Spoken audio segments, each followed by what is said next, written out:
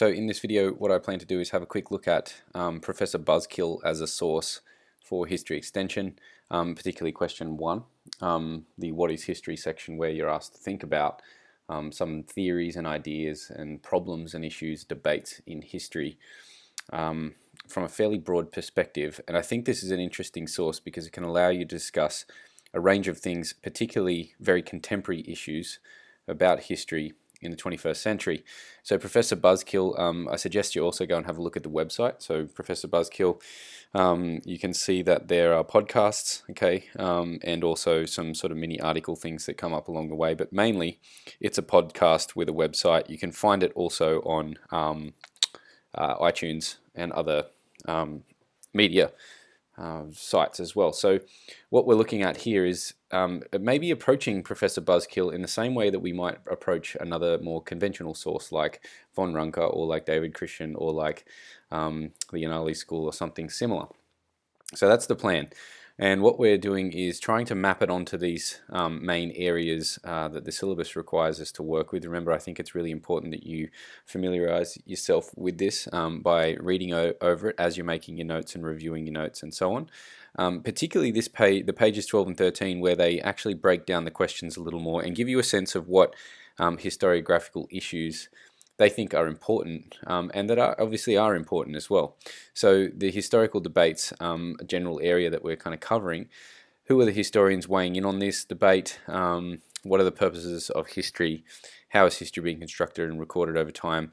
And I've left this off here as an emphasis because this is certainly relevant, but it's also, I think, mainly relevant for question 2. And I think some of the things that come up here also we'll touch on in this video, but perhaps not in so much detail. So that's what we're trying to achieve. We're trying to go back and look at things like how historians and their individual biographies or the context in which they work inform or influence the way they actually produce history, what their differing aims and purposes are, and how that might affect their interpretation or their entire project even, and how history has been constructed and recorded over time, thinking about things like changing methods, but also, probably very importantly for this, things like forms of historical communication and also types of history. Professor Buzzkill is good for discussing some of these issues. So let's jump in and have a look at what we're talking about. So basically, Professor Buzzkill, it's a podcast, okay, so we've already mentioned that. We'll talk about this guy, Joseph Coohill, in a little bit more detail in a second, but he's basically the brains behind Professor Buzzkill. And his personal story is pretty important to actually understanding what Professor Buzzkill is about. But basically, on the website, they say that they're obviously looking at busting historical myths. Okay, so a big part of what they're suggesting is a historical myth is a story about the past which isn't true. Okay, nevertheless gets a lot of attention. And what they're interested in doing is challenging and in some sense, not so much attacking, but certainly challenging those kinds of stories that have been embedded or have become embedded in cultural memory about the past. And we'll look at some examples in a minute. So basically, the podcast takes various forms, but it's mostly taken up by discussions between Coohill and another academic historian, or short monologues by Coohill, who maybe in 2 or 3 minutes actually just tries to challenge a smaller myth. So you can go to the website and have a look at all of the examples of that, and the mini myths are the ones that I'm talking about here. And the discussions tend to revolve around larger questions. For example, like who was Douglas MacArthur, the famous World War II general, and was he a good commander? What happened to him? How come we have a whole range of beliefs about MacArthur that don't seem to actually be true? Or things like the Cuban Missile Crisis. There's a whole lot of examples that they do. The discussions tend to take about 50 minutes to an hour, and the short monologues can be anything from about a minute to a couple of minutes. As I've just mentioned as well, it's important to note that the podcast often includes other academics. Coohill is an academic, but he also invites people on to do a lot of the hard work in terms of explaining why something is not correct or why a popular myth is not necessarily believable given the evidence we have. For example, Professor Philip Nash is often on the show. He's another American historian that he draws upon for a lot of this. So it's often fairly informal in the way that they talk to each other, but the content is actually often quite complex and sophisticated, not overwhelmingly so, but it's proper history, you might say. It's not just two guys chatting about the past or what they think about things. It's actually testing some general ideas and also challenging some of the evidence and using other evidence to perhaps destroy popular mythology. Another important point to note is that it's a crowd-funded project. Started in Kickstarter and has moved on to Patreon, which is another kind of ongoing crowdfunding website. So Kickstarter, I think they raised about $5,000, and that was all they needed to initially kick it off. And Patreon is basically a project that tries to raise ongoing funds by getting people to support on a regular basis rather than just as a once-off. And I think it's also important to note that Professor Buzzkill really claims to be an empirical or focused on empirical issues. So it's not empiricist. We're not saying that that's what they're arguing. They're probably more of a kind of a constructionist. Probably more of a constructionist source. But their main focus, they suggest, on the if you can find a fairly long explanation of this on the About section of the webpage, and that is that they claim to be about testing historical sources and finding dependable historical evidence to believe things. So they're not interested in just formulating opinions about whatever. They're interested in trying to formulate opinions that are based upon sound evidence or the best evidence possible. Here are a quick couple of examples about the types of podcasts that they would have. So number 71 was unpacking the Kennedy and Nixon debate. This is one of the short ones. The mini myths: was the White House painted after the War of 1812? You can see here again, this is probably a more kind of conventional historical theme. What are the issues related to Hitler's rise to power? What are the things in the story that we often tell about Hitler's rise to power that are not true? And perhaps thinking about how we might replace that with better ideas. You also have things like Genghis Khan, so another individual, Hitler's early years, a quick myth on Isaac Newton and the apple. You think of that story that, Newton sat down under an apple tree and the apple dropped on his head and he came up with a general idea of gravity and stuff like that. So they're challenging those kind of common tales that we talk about that are associated with history. There's a great variety, a much greater variety than there, but that's just I've just grabbed that basically off the most recent podcasts. So let's just think a little bit about this guy, Joseph Kuhil, for a second, who basically, as I said, is the brains behind it. Kuhil is actually an academic American historian. He focuses on modern Britain and Ireland. So he is an established author and historian. So he has a PhD from Oxford University, not including, I should say. He also has 2 MAs, so master's degrees, and a bachelor degree as well. So he's actually a fairly broadly studied scholar who has done some serious work of history at a serious institution. He has held a chair as assistant professor of history at, I cannot pronounce the name of this university in America, but that's where he currently works as an academic scholar. He's published a few books, including The Ideas of the Liberal Party and also Ireland, A Short History. And also you can look up History Today, so the popular history magazine and website, and he actually has produced a range of academic articles for History Today. So he's a well-published author, an academic in his own right. Let's think about the context of Professor Buzzkill. How does someone sit around and think about coming up with, how and why does someone sit around and think about coming up with a podcast about history designed to do this? Well, I think it's probably the best to see this in the context of what Daniel Wolfe in The Global History of History says is the fragmentation of history that is really was underway certainly in the later 20th century, but is certainly evident in the early 21st century. What do we mean by this? Well, I think what's happened is that basically postmodernism from the 1970s onward really launched a very strong challenge to a range of things, including the discipline of history, and particularly the role of academic historians in controlling or at least playing the dominant role in what we think about the past. That's not the only explanation for why history's become fragmented, but it's an important part of the story. In the process, you could also see that history, in fragmenting, has perhaps been to some degree democratized. That is, there are more voices discussing history, and there are also more voices discussing a greater range of topics and issues within history. So it's no longer just the issues that get studied now and discussed and are an important part of historical discourse are not just the issues of high politics, the great men of history or the big wars or the kings and the queens. It's now all sorts of things, including average people. Okay, so social histories. You also get cultural histories, the history about ideas. You get histories of families, people writing their own family history and so on. So there's all sorts of things being discussed in terms of history now. Anything basically that has a past can be discussed historically. Also, I think it's important to note that there's this notion that I think is fairly important and also I think fairly reasonable of a digital revolution of a kind. Or some people talk about this as the digital revolutions because it's not just one cohesive thing. It's actually many things going on at the same time. Perhaps another term that might be a little bit more helpful is the digital turn.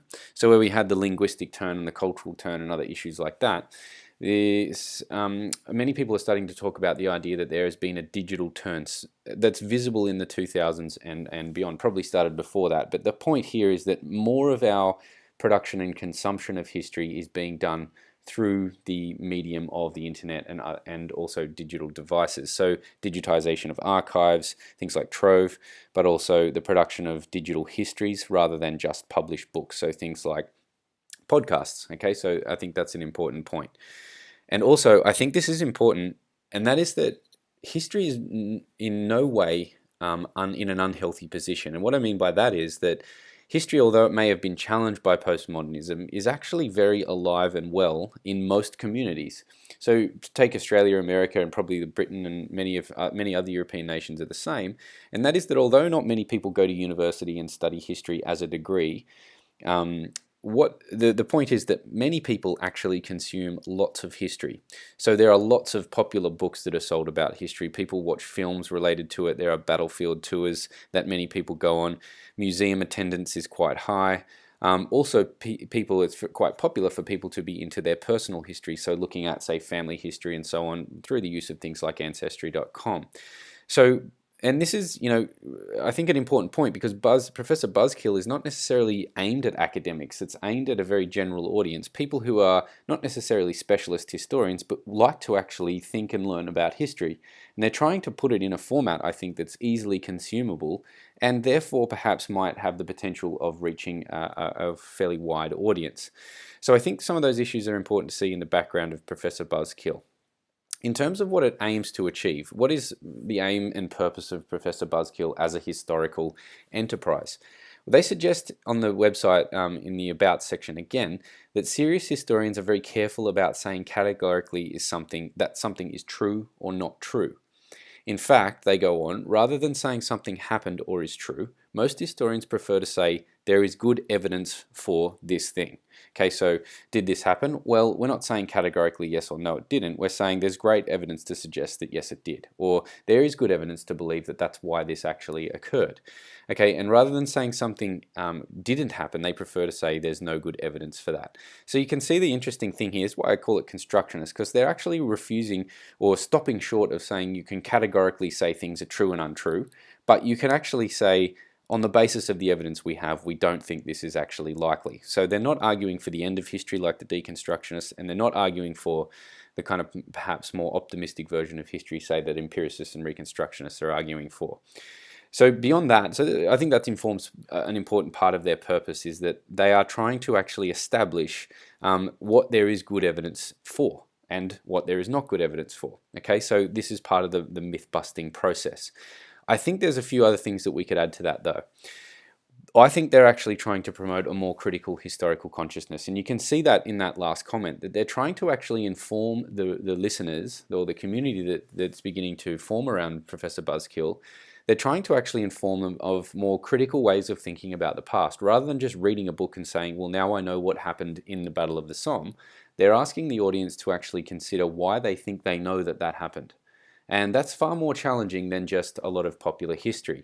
So this is interesting. Although it's aimed at a very popular audience, it's actually trying to promote a historical consciousness that's a little bit more critical, or far more critical, I'd argue. Also, I think they're aiming to challenge the popular memory of the past. So they're taking iconic events or iconic individuals and they're actually putting them under scrutiny and saying, if you actually think that, you know, uh, that apple fell on Isaac Newton's head, you need to actually have some evidence to say that, okay? And if there's no evidence, we actually are not going to suggest that it's a thing that you should believe. So they're picking on things that you could imagine many people talking about, in normal conversations, or when a topic of history comes up, people retell all sorts of myths and stories about it, and they're aiming to actually challenge those. And I think that feeds certainly into this idea of trying to promote a more critical historical consciousness.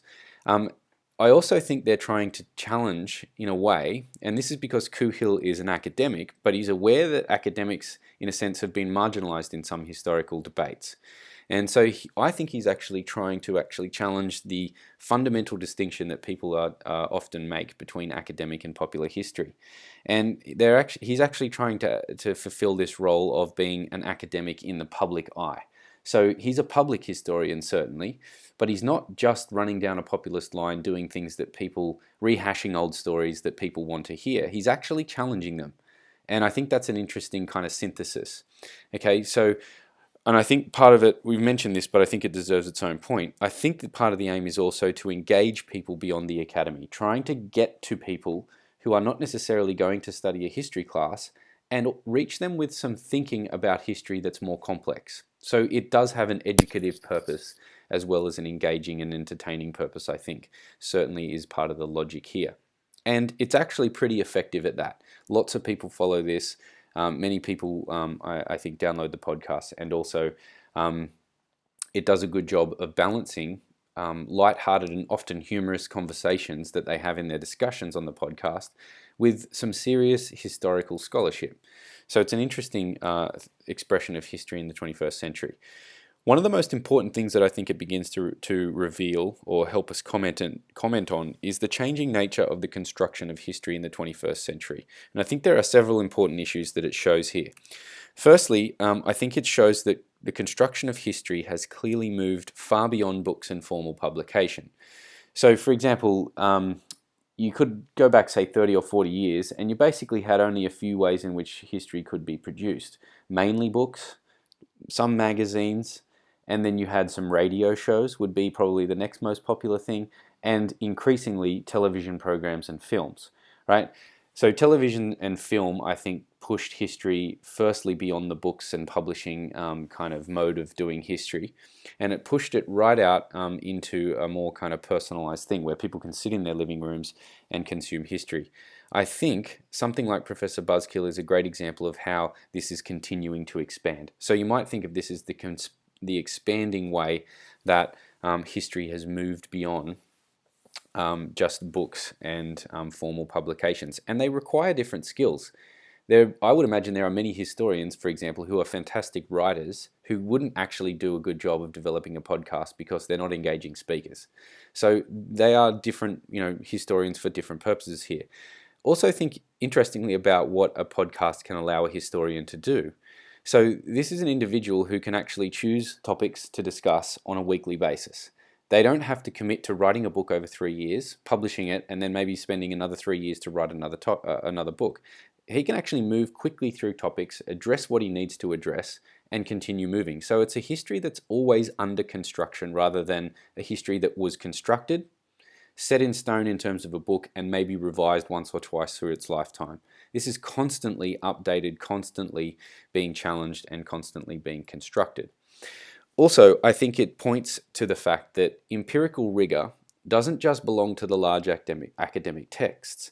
A lot of the popular texts that we might think of, Peter Fitzsimons and some documentaries and films you see on TV or whatever, I mean, they're obviously not necessarily rigorous in terms of their empirical research.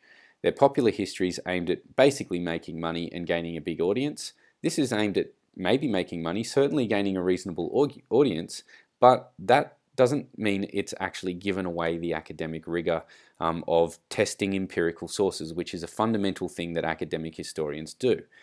Also, It shows that the forms of communication have expanded in terms of history. Again, no longer just books being written by someone in a room.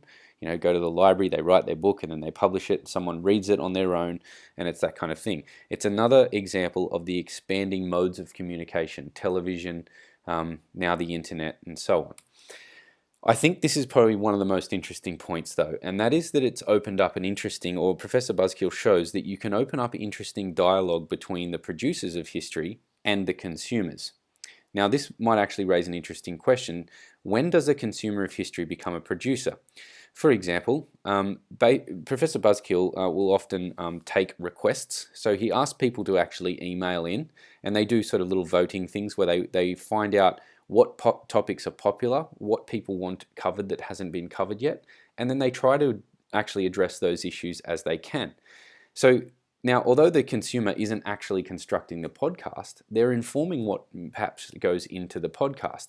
A great example of democratization, that the average consumer might actually have an influence over what is actually produced, okay? And the producer is not just sitting there thinking, I come up with an idea, and if a publishing company takes it, then I can publish a book. They actually are open to a dialogue between the consumers as well.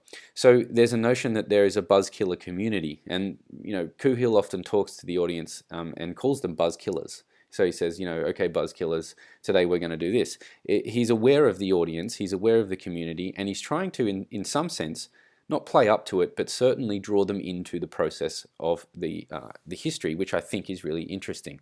It's something that books would struggle to do, and some would actually, it'd be impossible to do.